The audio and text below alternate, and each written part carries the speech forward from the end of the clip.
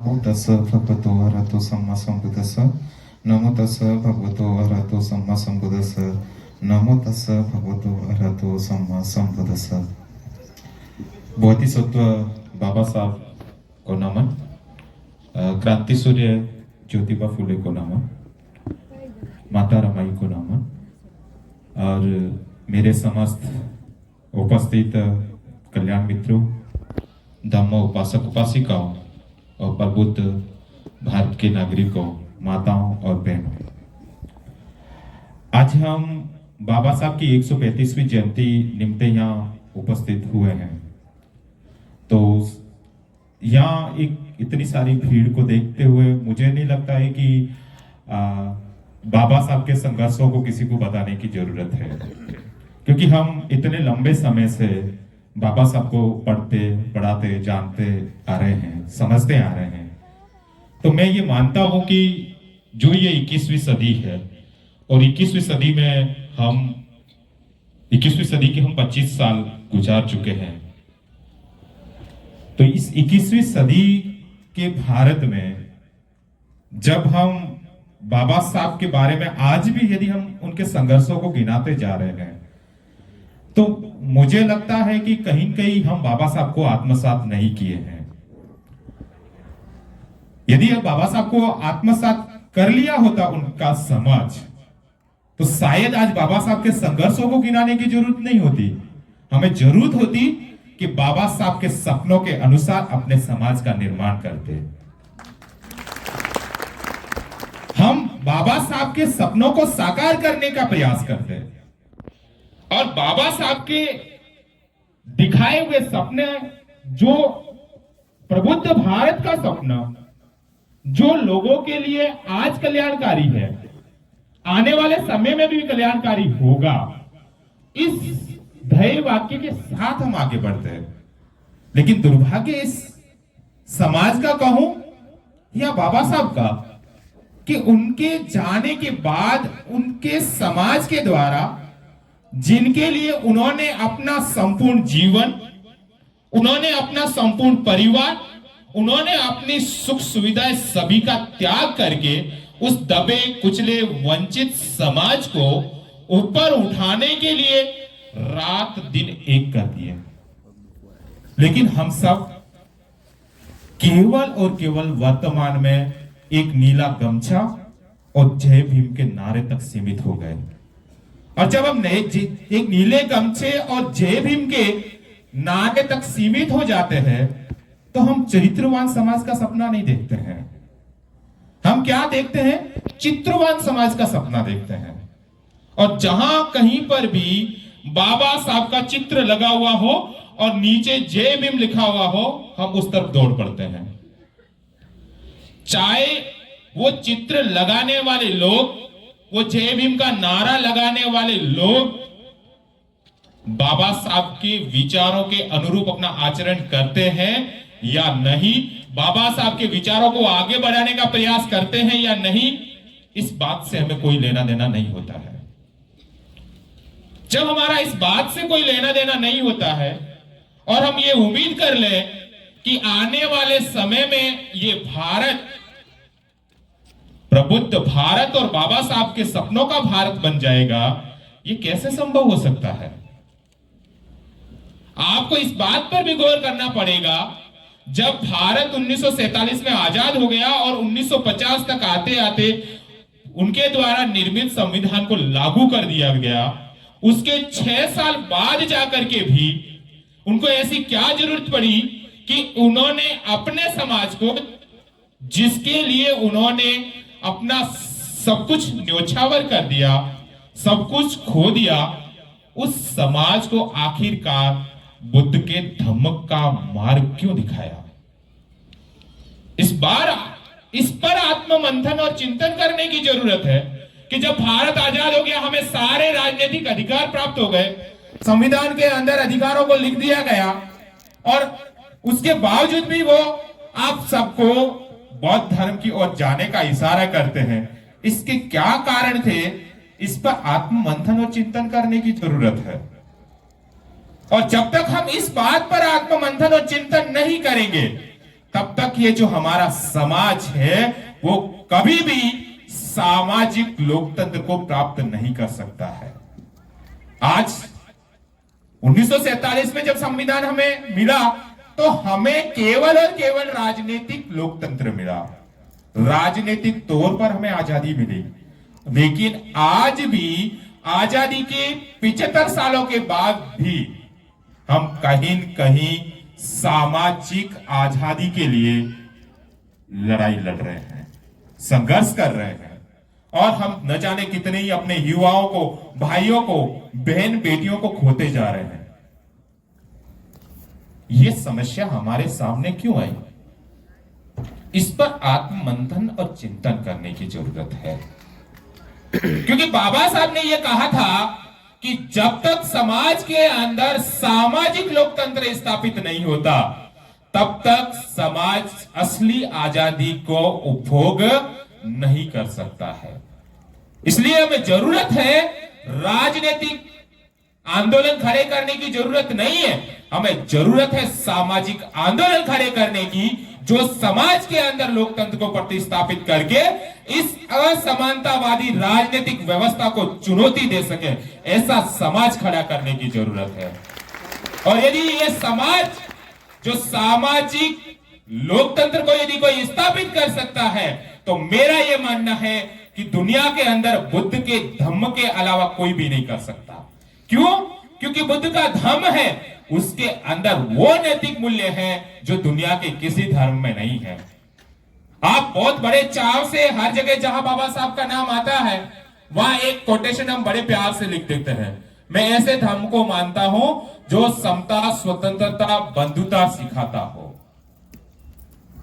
लेकिन दुनिया के अंदर ऐसा धर्म है कौन सा, और उस धर्म को अंगीकार करने की जरूरत क्यों है, उसको अपनाने की जरूरत क्यों है? इस बात पर कोई भी अम्बेडकरवादी चिंतन नहीं करता।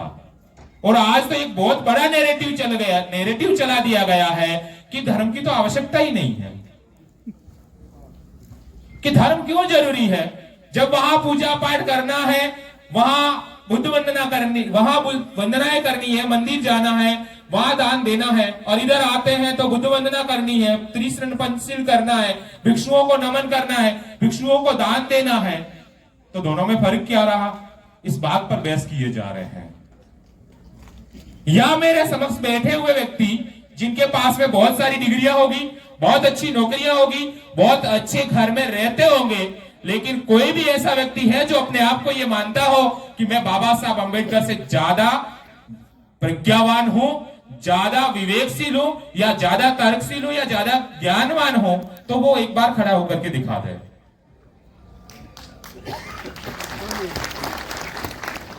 जब हम बाबा साहब से न तो ज्यादा विवेकवान है, न ज्यादा तर्कवान है, न ज्यादा संघर्षशील है, न ज्यादा प्रज्ञावान है, तो हमें क्या उत्तरदायित्व है कि बाबा साहब के विचारों पर हम कोई प्रश्न चिन्ह खड़ा कर सके?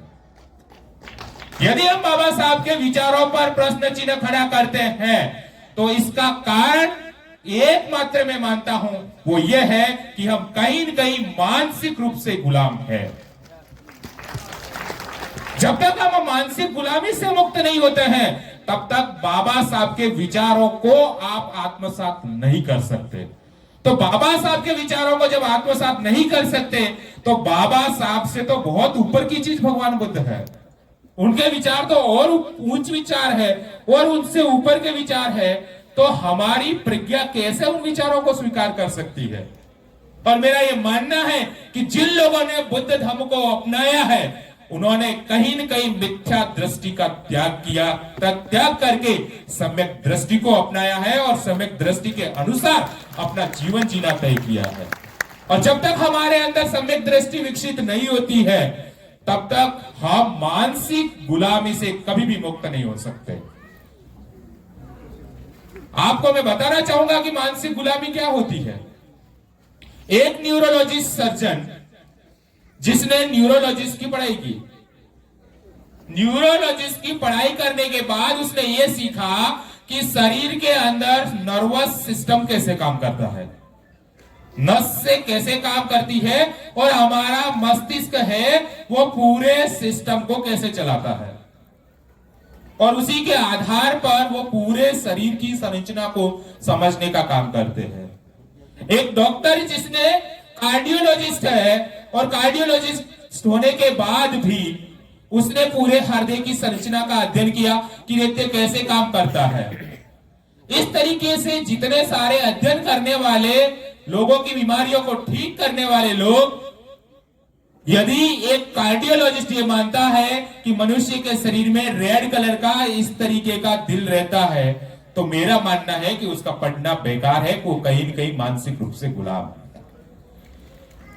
एक डॉक्टर जिसने नर्वस सिस्टम को समझ लिया, माइंड कैसे काम करता है, माइंड क्या होता है, उसके कितने भाग होते हैं, किस अवस्था में व्यक्ति कैसी हरकतें करता है, एक मनोवैज्ञानिक जो ये समझता है कि मनुष्य की हरकतें किसके आधार पर होती है, और वही मनोवैज्ञानिक और वही कार्डियोलॉजिस्ट यदि अमुक अवसर पर वो जाकर के किसी ऐसे त्योहार को मनाता है कि मैं यदि ये आज का त्योहार और व्रत करूंगी तो मेरे पति की उम्र लंबी हो जाएगी, या हम फलाने मंदिर में जाएंगे तो हमारी उम्र लंबी हो जाएगी, हमारी मनोकामनाएं पूर्ण हो जाएगी, तो मैं ये मानता हूं कि आपने केवल अक्षर ज्ञान प्राप्त किया है। यदि कोई भाई बाहर से आया होगा तो यह बहुत जगह गुजराती में लिखा हुआ होगा, हमने गुजराती नहीं सीखी तो हमें पढ़ना नहीं आता होगा, इसका मतलब हम अनपढ़ तो नहीं है। एक व्यक्ति जिसको पढ़ना लिखना आ रहा है और एक व्यक्ति जिसको पढ़ना लिखना नहीं आ रहा है, यदि उन दोनों में कोई अंतर नहीं होगा जब दोनों ही मानसिक रूप से गुलाम है। एक पढ़े लिखे व्यक्ति का मतलब, जो बाबा साहब ने कहा शिक्षित बनो, शिक्षित बनने का मतलब यह नहीं है कि हम किसी कॉलेज यूनिवर्सिटी में कोई डिग्रियां प्राप्त कर लें। शिक्षित बनने का मतलब है जिस तरीके से बाबा साहब ने शिक्षा की परिभाषा दी है, आप सब लोग उसको पढ़ेंगे तो आप बड़े हैरान हो जाएंगे।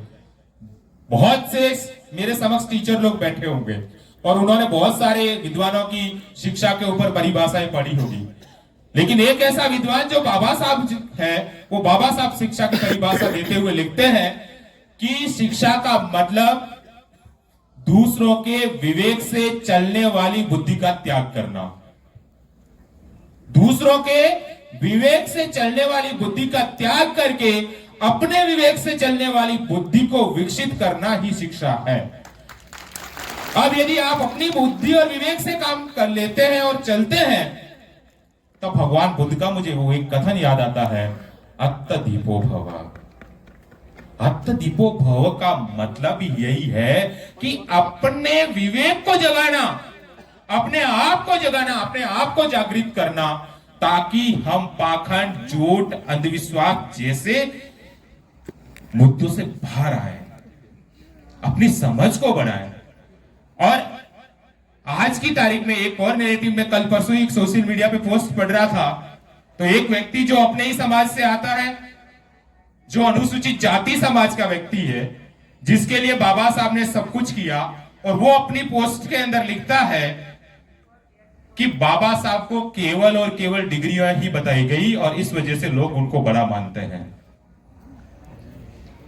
या बहुत सारे लोग बैठे होंगे जो इस बात से सहमत होंगे कि बाबा साहब के पास में जो जो डिग्रियां थी, उनमें से कुछ डिग्रियां तो हमारे पास में भी होगी,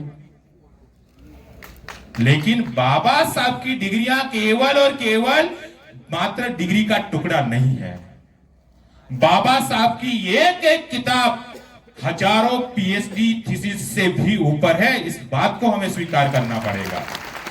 कोई भी किताब बाबा साहब के द्वारा लिखी हुई ऐसी पुस्तक नहीं है जिसके अंदर विवेक और तर्क नहीं हो, और सामाजिक विज्ञान जैसे विषयों पर लिखना, उसको समझना और उस व्यवस्था के खिलाफ में खड़ा होना हर किसी के बस की बात नहीं है। आप और हम लोग अपने परिवार के एक सदस्य के खिलाफ में नहीं जा सकते हैं, लेकिन बाबा साहब ने शिक्षा प्राप्त करने के बाद में अपने विवेक को इस स्तर तक जगाया, अपने आप को इस अवस्था तक जागृत किया कि वो हर एक चुनौती को स्वीकार करने के लिए तैयार थे। जो पूरे देश के अंदर मनुवादी व्यवस्था थी, जो सिस्टम था, जो छुआछूत, ऊंच नीच और भेदभाव का सिस्टम था, उस तमाम तरीके के सिस्टम के विरोध में खड़े होकर के अकेला व्यक्ति लिखने के लिए तैयार हो गया। ये उनकी शिक्षा है।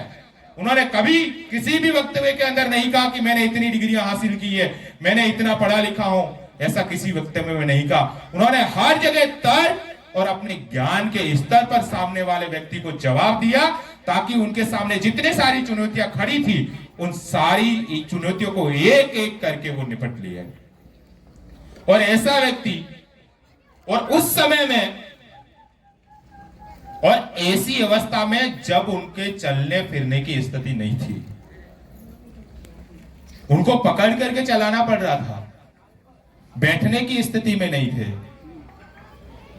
तब उन्होंने आपके हाथ में बुद्ध का धम्म दिया।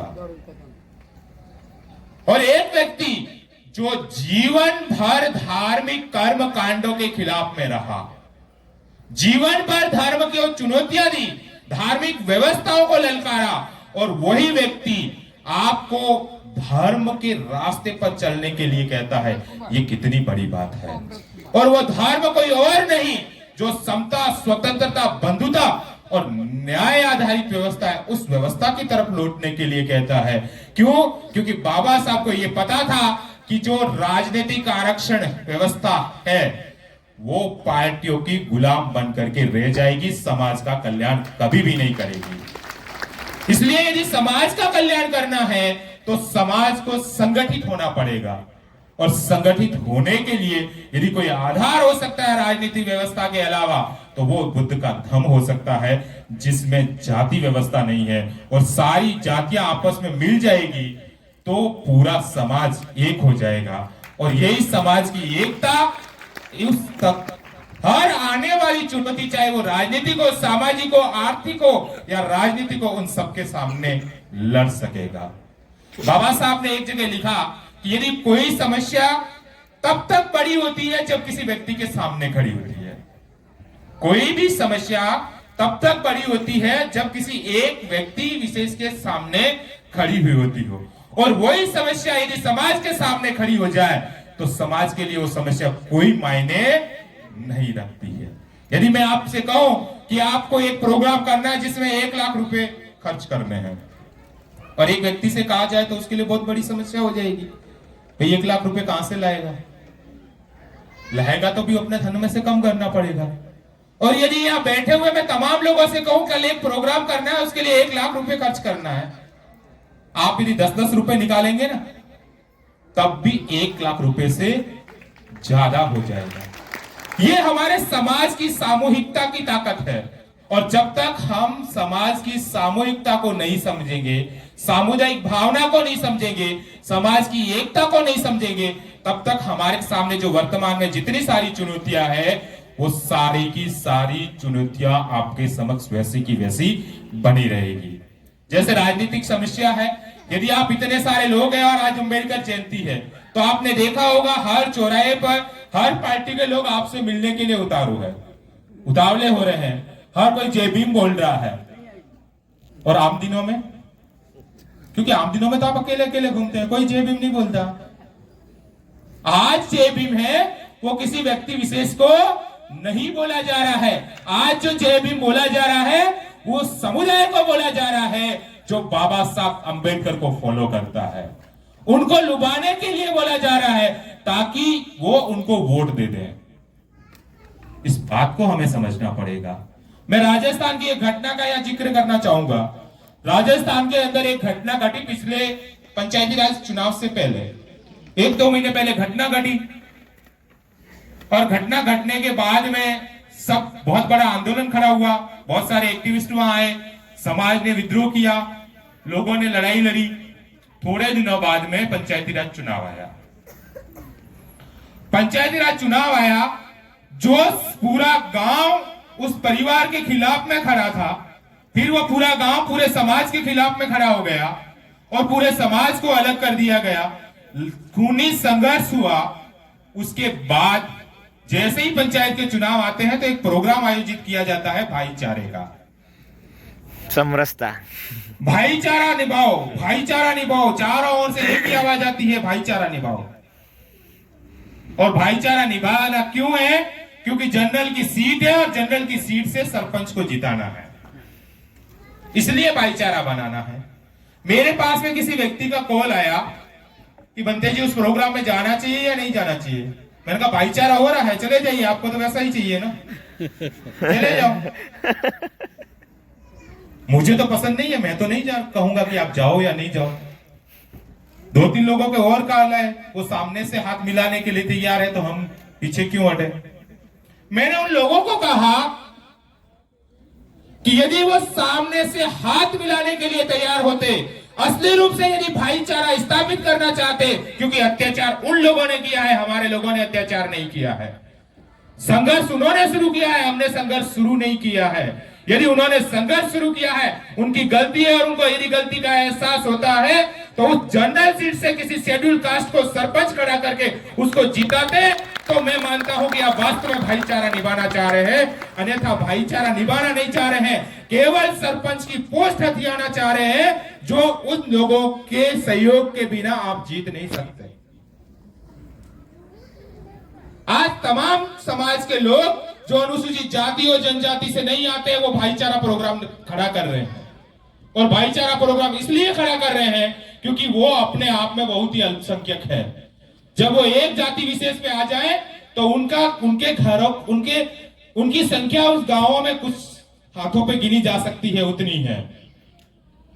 और आज स्थिति ये हो गई क्योंकि ओबीसी वर्ग आज पूरी तरीके से जाग चुका है, वो अपना सरपंच खड़ा कर सकते हैं, वो अपना कैंडिडेट को आराम से जिता सकते हैं।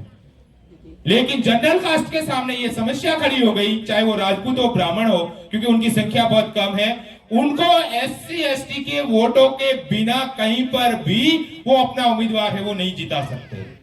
और जब एससी एसटी के वोटों के बिना वो अपना उम्मीदवार नहीं जिता सकते हैं, तो ऐसे में फिर वो आपसे भाईचारा करने के लिए तैयार होते हैं।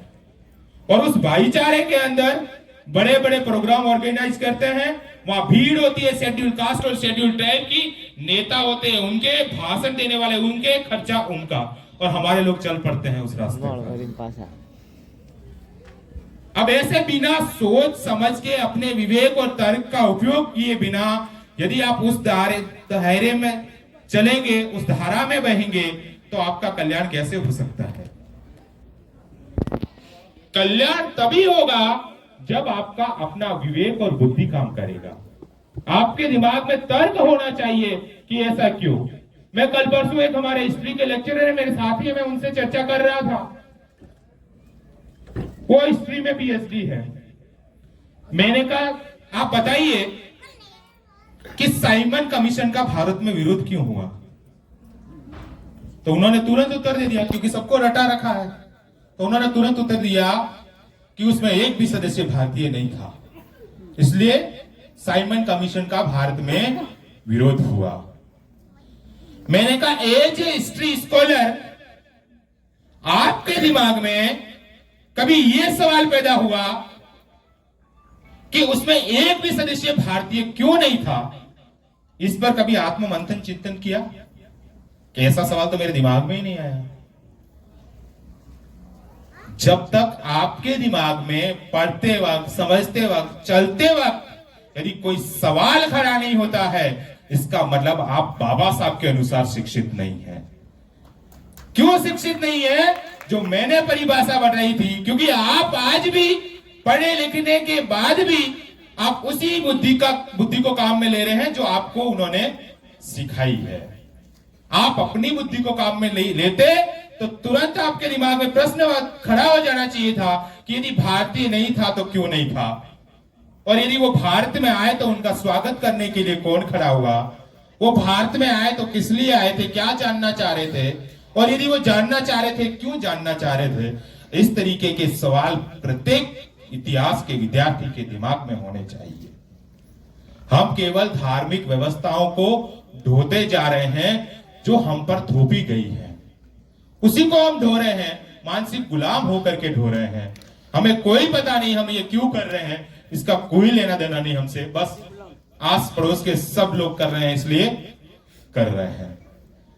और बौद्धों की तो एक बड़ी विचित्र समस्या है, विशेष रूप से गुजरात के अंदर। तो मेरे पास कई सारे उपासकों कॉल आते हैं, बंते जी गरबा खेल सकते हैं कि नहीं खेल सकते हैं। अब मैं उनको कैसे बताऊं कि तुम्हें गरबा खेलना चाहिए या नहीं खेलना चाहिए। अब गुजरात में जो मराठी परिवार रह रहे हैं उन्होंने तो अपना ही गरबा डेवलप कर दिया है। वो 10 दिन बाबा साहब की तस्वीर लगा लेते हैं और वहां गरबा खेलते रहते हैं। सवाल ये नहीं है कि गरबा खेलना चाहिए या नहीं खेलना चाहिए, सवाल ये है कि गरबा खेलना चाहिए तो क्यों खेलना चाहिए, और यदि नहीं खेलना चाहिए तो क्यों नहीं खेलना चाहिए। ये प्रश्न जब तक आपके दिमाग में नहीं आएगा तब तक ऐसे सवालों के जवाब है वो आपको नहीं मिलेंगे। फिर तो मैं कह दूंगा खेलना चाहिए तो आप खेल लेंगे, और मैं कह दूंगा नहीं खेलना तो नहीं खेलेंगे। तो फिर बात तो आपके विवेक की तो हुई नहीं, वो तो मेरे विवेक की हो गई। इसलिए प्रत्येक व्यक्ति जो धम्म की दीक्षा ले रहे हैं, उपासक जी ये भी कह रहे थे कि प्रत्येक को अपने मन को मजबूत करना चाहिए, और जब तक हमारा मन मजबूत नहीं होगा तब तक हम समझ नहीं पाएंगे। और बाबा साहब ने तो तुरंत ही सावधान कर दिया था कि भारत के अंदर बौद्ध धर्म विलुप्त क्यों हुआ।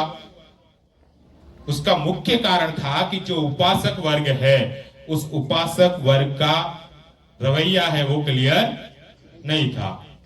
सुबह उठ करके हमें क्या करना चाहिए और क्यों करना चाहिए इस बात का उनको भान नहीं था, इस बात का ज्ञान नहीं था।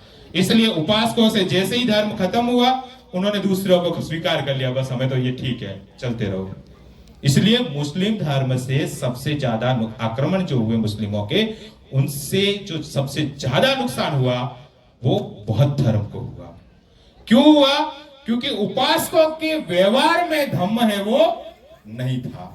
आपने देखा होगा एक पंडित जो पूजा पाठ करने का काम करता है वो चाहे किसी भी पैसे में हो, वो कैसे ही बड़ा अधिकारी हो, कितनी भी बड़ी नौकरी करता हो, सुबह उठेगा, स्नान करेगा और पूजा वंदना करना है वो सारा करके फिर ऑफिस जाएगा।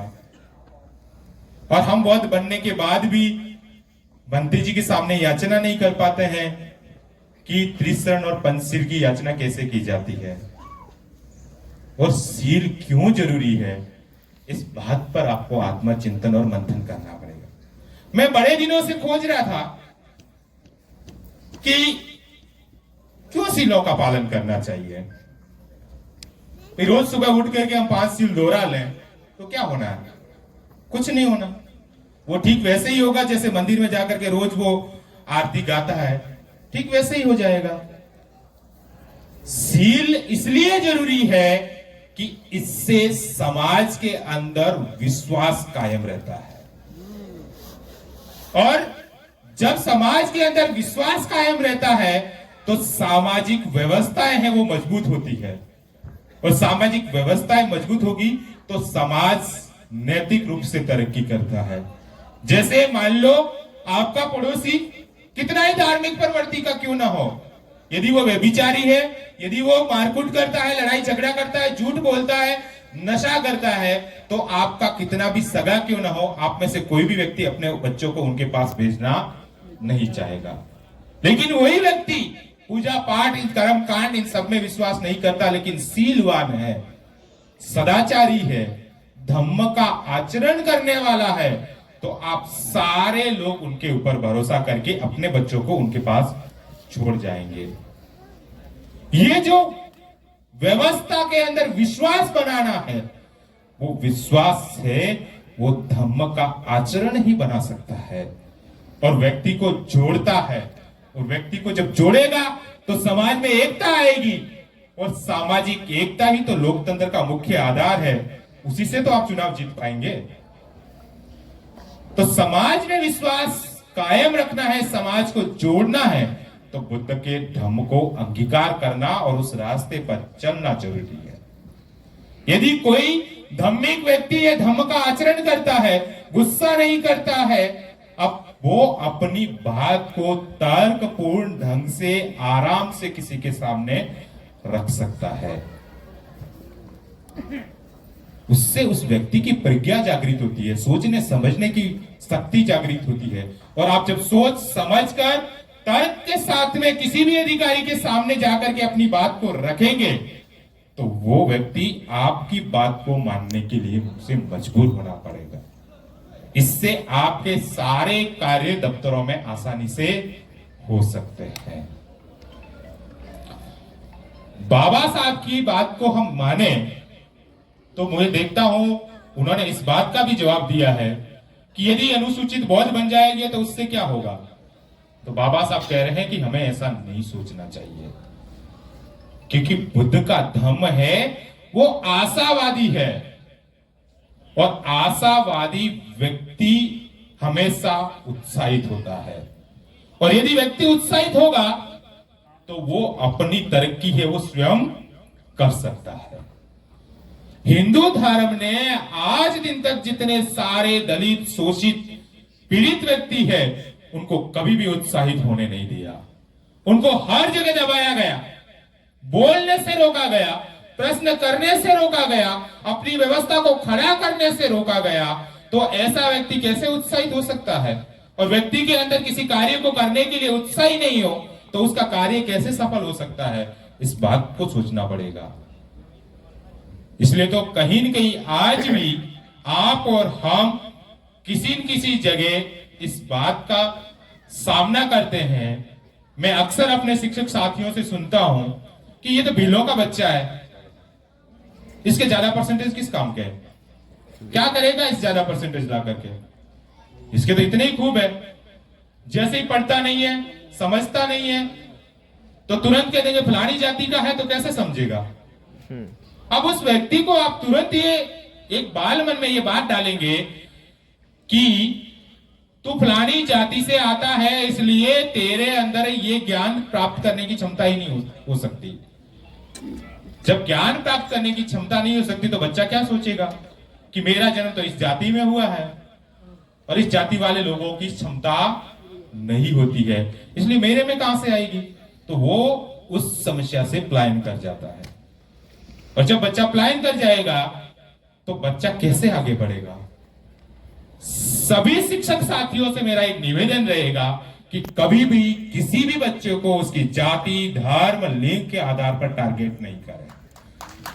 यदि आप उसे इस रूप में टारगेट करते हैं तो वो व्यक्ति उस पढ़ने की व्यवस्था से, आपकी व्यवस्था से खिलाफत कर जाता है और वो पता नहीं किस रास्ते पर चल पड़ता है जो उसे आने वाले समय में बर्बादी की ओर ले जाता है। हमें हमेशा एक शिक्षक के नाते सभी धर्मों, जातियों का सम्मान करने के साथ साथ हमेशा, चाहे वो कितना ही कमजोर बच्चा क्यों ना हो, उसके अंदर उत्साह को सर्जित करना पड़ेगा। वो जैसा पढ़ता है, लिखता है, ठीक है, उसको हमेशा प्रोत्साहित करिए, बहुत अच्छा, तो वो व्यक्ति धीरे धीरे धीरे प्रयास करके आगे बढ़ सकता है। यदि हम उसमें उत्साह नहीं भर सकते तो हम सच्चे शिक्षक कहलाने के लिए हकदार नहीं है। एक सच्चा शिक्षक तो वो होता है जो प्रत्येक बच्चे के साथ समतापूर्ण व्यवहार करता है और समतापूर्ण व्यवहार के साथ साथ उस बच्चे को प्रोत्साहित करता है ताकि वो हर समस्या का समाधान कर सके। तो हमें जरूरत है समतावादी बनने की, आशावादी बनने की, तर्कपूर्ण बात कर रखने की, और यही बात मानसिक संतुलन के बिना कभी भी प्राप्त है वो नहीं की जा सकती। यदि आपका मानसिक संतुलन अच्छा है तो आप सारी चीजों को अच्छे से समझ सकते हैं, और यदि मानसिक संतुलन अच्छा नहीं है तो आप किसी चीज को अच्छे से समझ नहीं सकते। और मानसिक संतुलन को बनाए रखने के लिए साधना की जरूरत होती है, मेडिटेशन की जरूरत होती है, और जो व्यक्ति हर रोज मेडिटेशन का अभ्यास करता है वो निश्चित रूप से जागृत होता है। क्योंकि बुद्ध के धम्म का उद्देश्य, बुद्ध के धम्म के मेडिटेशन का उद्देश्य व्यक्ति को शांत करना नहीं है। बुद्ध के धम्म का उद्देश्य कब केवल और केवल बुद्ध का धम्म है। आज संपूर्ण विश्व के अंदर, चाहे वो थाईलैंड हो, कंबोडिया हो, वियतनाम हो, अमेरिका हो, सब जगह मेडिटेशन के लिए बुद्ध के धम्म को चुना जाता है। और विशेष रूप से जो थाईलैंड के भिक्षु है और वहां का यदि कोई संघ यदि यूरोपियन कंट्री से होकर से निकलता है तो पूरा क्रिश्चियन समाज उनके सामने नतमस्तक हो जाता है। वो तो बुद्ध के धर्म को मानने वाले लोग नहीं है, वो क्रिश्चियन को मानने वाले लोग हैं, ईसा मसीह को मानने वाले लोग हैं, लेकिन वो इस बात को स्वीकार करते हैं कि यदि मानसिक शांति और विश्व की शांति कायम हो सकती है, विश्व के अंदर भाईचारा यदि कायम हो सकता है, विश्व के अंदर बंधुता की भावना यदि कोई विकसित हो सकती है, तो वो केवल और केवल बुद्ध के धम्म से ही हो सकती है, उसके अलावा नहीं हो सकती।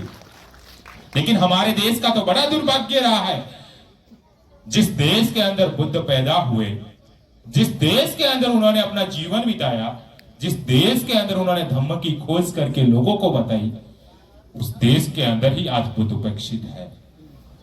और मैं ये मानता हूं कि यदि आज 14 अप्रैल 2026 के बाद भी इस देश के अंदर यदि बुद्ध उपेक्षित होते हैं, तो मैं ये मानता हूं कि हम सच्चे अंबेडकरवादी नहीं हैं। और यदि हम सच्चे अंबेडकरवादी नहीं हैं, तो बुद्ध तो हमेशा के लिए उपेक्षित हो जाएंगे।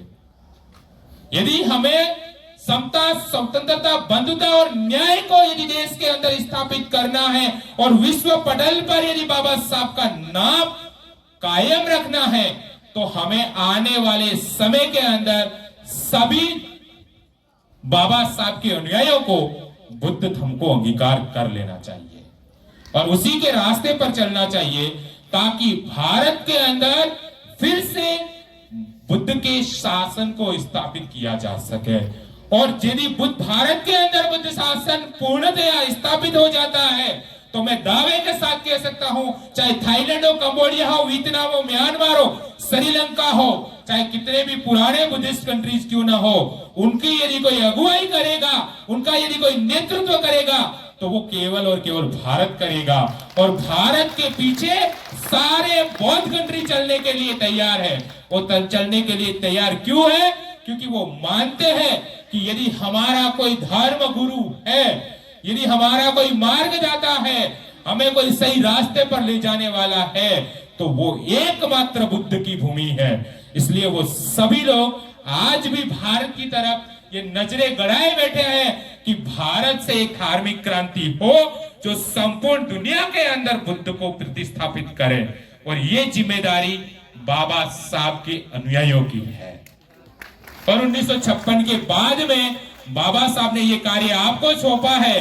और यदि आप अपने आप को बाबा साहब की लायक संतान मानते हैं, सच्चा अंबेडकरवादी मानते हैं, तो हम सबका पहला कर्तव्य यह होना चाहिए कि भारत के अंदर बौद्ध में भारत को बनाने का बाबा साहब का सपना साकार करें।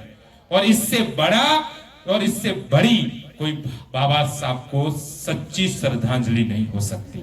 यदि आप सच्चे रूप से बाबा साहब को लाइक करते हैं, बाबा साहब को मानने वाले हैं, तो इस बात को स्वीकार करिए। क्योंकि बाबा साहब की जो अंतिम इच्छा थी, वो प्रबुद्ध भारत बनाने की इच्छा थी, भारत को बौद्धमय बनाने की इच्छा थी। और ऐसी स्थिति में जब वो काठमांडू जा रहे थे, एरोप्लेन का इंतजार कर रहे थे, तो उनकी स्थिति बड़ी खराब थी, वो चलने में भी समर्थ नहीं थे। तो मेरे जैसा कोई साथी होगा तो उतावलेपन में उनसे कह दिया कि बाबा साहब, आपकी स्थिति ये है और आप इस स्थिति में धम्म का प्रचार कैसे करेंगे? तो वो बड़े गुस्सा हो गए, आग बबूला होकर के बोले कि मैं बुद्ध के धम्म के प्रचार करने के लिए कभी भी बीमार नहीं हूं, मैं हमेशा इसी ऊर्जा के साथ में खड़ा रहूंगा। और यही ऊर्जा और यही आशा बाबा साहब को इतना मजबूत बनाती है कि जिस दिन वो अंतिम सांस लेने वाले होते हैं ना, उस दिन भी बुद्धा एंड हिज धम्मा को लिख करके पूरा करते हैं।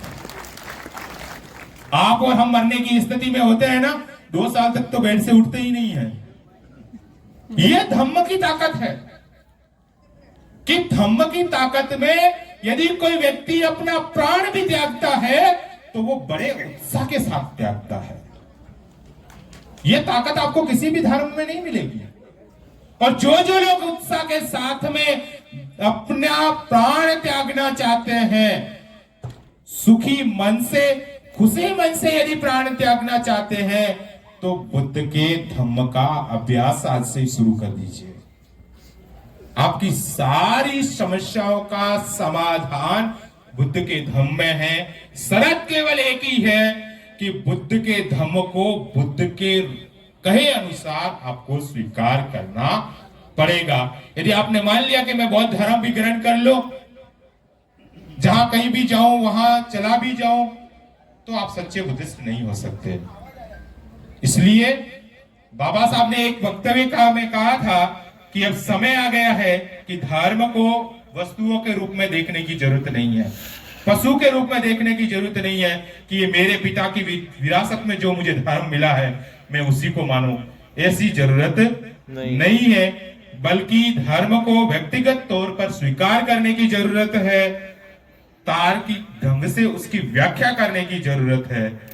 और बाबा साहब ने तो साफ तौर कहा था कि समाजवादियों और साम्यवादियों की भांति वह इस बात में विश्वास नहीं रखते कि वह धर्म व्यर्थ है। मैं मानता हूं कि मनुष्य के लिए धर्म आवश्यक है। जब धर्म समाप्त हो जाएगा तो समाज का अंत हो जाएगा। उनके अनुसार कोई भी सरकार या मानव जाति की रक्षा और अनुशासित नहीं कर सकती, जैसा कि धर्म और नीति करने में समर्थ है। तो यदि आपको मानव जाति की रक्षा करनी है तो बुद्ध के धर्म को अंगीकार करना पड़ेगा। एक बात मैं यह साफ कहना चाहूंगा कि जो लोग आज धर्म का विरोध कर रहे हैं या जिन देशों के अंदर धर्म को स्वीकार नहीं किया जाता है, उन देशों की स्थिति देखिएगा, उन देशों के मानव विकास रिपोर्ट की स्थिति को देखिएगा, उसका अवलोकन करिएगा। चाहे वो स्वीडन हो, नॉर्वे हो, वहां धर्म को नहीं मानने वाले लोगों की संख्या ज्यादा है। लेकिन उस देश की इस स्थिति का भी अध्ययन करिए कि वहां पर क्रिमिनल की रेट क्या है, कितने बलात्कार होते हैं, कितनी हत्या होती है, कितने मर्डर होते हैं, कितनी चोरियां होती है। इस बात की रिपोर्ट भी उस देशों की देख लीजिएगा।